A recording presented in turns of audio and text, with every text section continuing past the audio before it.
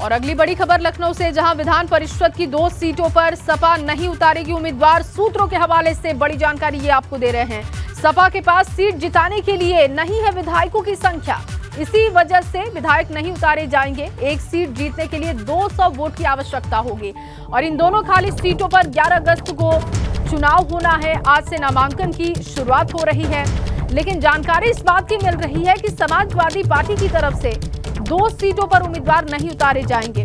विधान परिषद की 2 सीटों पर समाजवादी पार्टी अपने उम्मीदवार नहीं उतारेगी। सूत्रों के हवाले से बेहद अहम जानकारी दे रहे हैं आपको। दरअसल सपा के पास सीट जिताने के लिए विधायकों की संख्या नहीं है। अगर एक सीट जीतनी है तो 200 वोट की आवश्यकता आपको होगी। इन दोनों खाली सीटों पर 11 अगस्त को चुनाव है और उससे पहले आज नामांकन की शुरुआत हो रही है।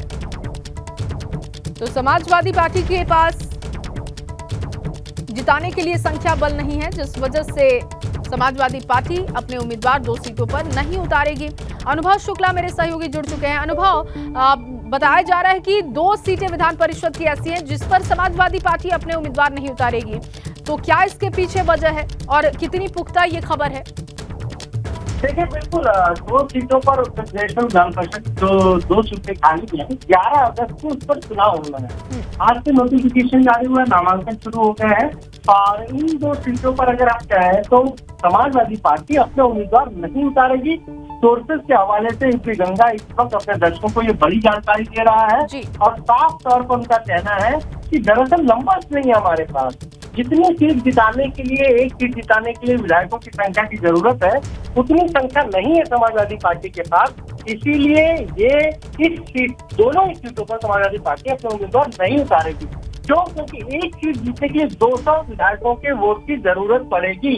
और अगर आप समाजवादी पार्टी को देखिए तो उसके खुद अपने 111 विधायक जीते थे, शिवपाल यादव वगैरह माइनस कर देते तो 110 ही रह गए। और जो सहयोगी थे उसमें 8 आरएलडी और 6 सुभाष, 125 थी, तो सुभाष पर भी अलग हो चुकी है, तो 117 विधायक उनके हो रहे हैं। और ज्यादातर जब भी विधान परिषद के उपचुनाव हुए हैं उत्तर प्रदेश में, यही परंपरा रही है कि जो सत्ताधारी दल होता है उसके ही उम्मीदवार उतरते हैं। विपक्ष ने कई बार अपने उम्मीदवार नहीं उतारे हैं। एक, उनके पास नंबर नहीं होते और दूसरा इस तरीके की उनके कैसे वो अरेंज करेंगे इतने सारे वोट, आप ये सोचिए।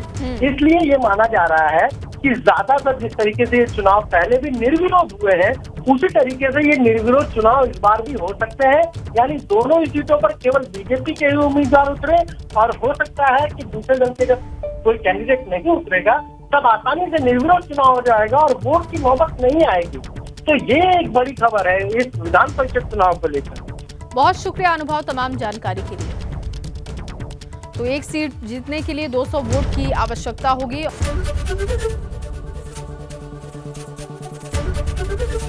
एबीपी गंगा, खबर आपकी, जुबान आपकी।